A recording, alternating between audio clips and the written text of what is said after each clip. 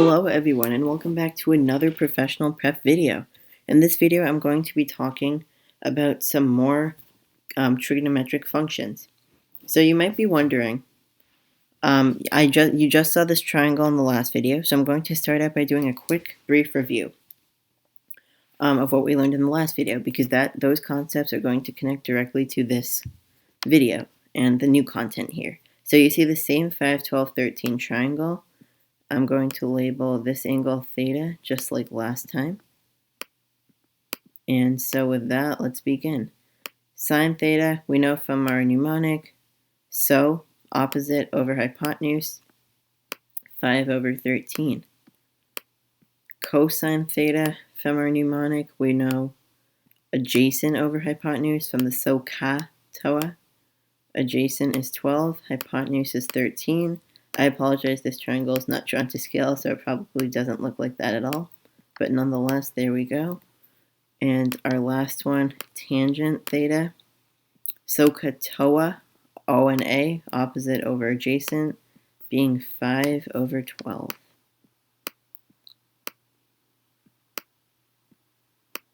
And there we go.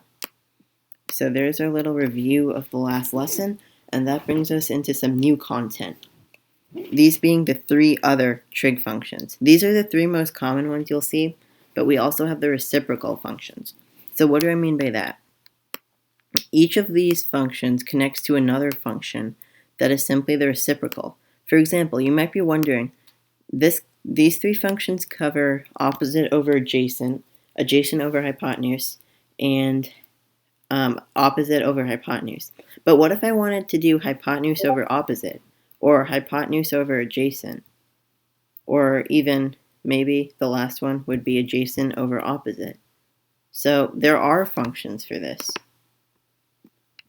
for these reciprocal identities.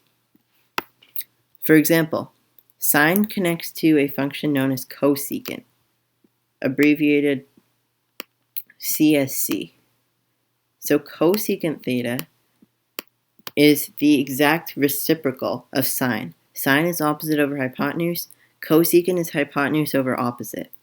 But cosecant and the rest of these functions are actually going to be more known as the reciprocals of these functions instead of hypotenuse over opposite. So these are looked more as cosecant is 1 over sine theta. And so I apologize, I should have left a little bit more space. But when you take the reciprocal of 5 over 13, you're going to get 13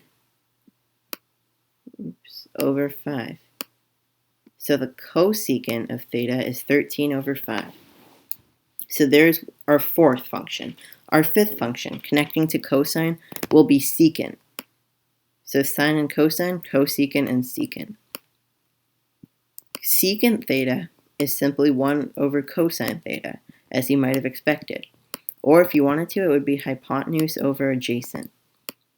We know cosine theta is 12 over 13, which will thus make secant theta equal to, you guessed it, 13 over 12, taking the reciprocal there.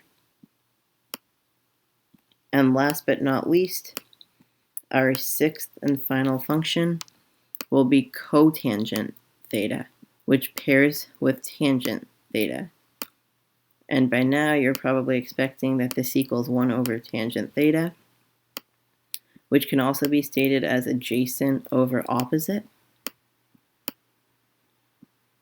Simply taking the reciprocal, flipping the numerator and denominator in this case. And that is going to be 12 over 5. And there you have it. These are our major 3 functions, sine, cosine, and tangent, and the 3 reciprocal functions, cosecant, secant, and cotangent. So this will provide the foundation we need as we move forward with our study of trigonometry. Please let me know, or please let Professional Prep know if you have any questions. We would be more than happy to answer them, and we really hope that you enjoyed this video and are enjoying going through our channel and watching some good videos. Thank you so much for your help, and please let us know if you have any questions or feedback. See you in the next video.